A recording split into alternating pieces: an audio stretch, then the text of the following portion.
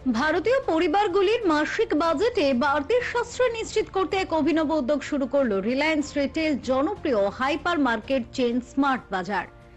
গত 12 ফেব্রুয়ারি দেশব্যাপী চালু হওয়া এই কর্মসূচির নাম দেওয়া হয়েছে স্মার্ট বাজার এক্সচেঞ্জ। এই অফারের মাধ্যমে গ্রাহকরা তাদের ঘরে পড়ে থাকা অব্যবহৃত সামগ্রীর বিনিময়ে আকর্ষণীয় ডিসকাউন্ট কুপন পাবেন।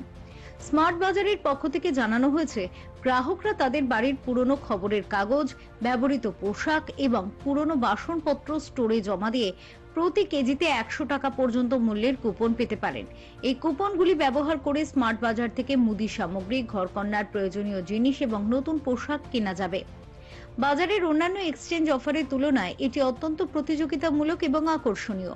এই প্রথমবার ভারতের 500-রও বেশি শহরে 980-টিরও বেশি স্টোরে এত বিশাল আকারে এই কর্মসূচি শুরু করা হলো।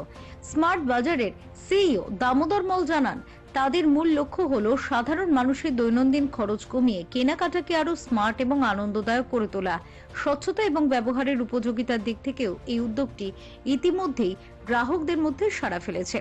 ঘরের অপ্রয়োজনীয় জিনিসকে তাৎক্ষণিক সঞ্চয়ে রূপান্তরের এমন সহজ সুযোগ মধ্যবিত্তের পকেটে স্বস্তি আনবে বলেই মনে করছে ওয়াকিবহাল মহল। Bureau report, channel 10।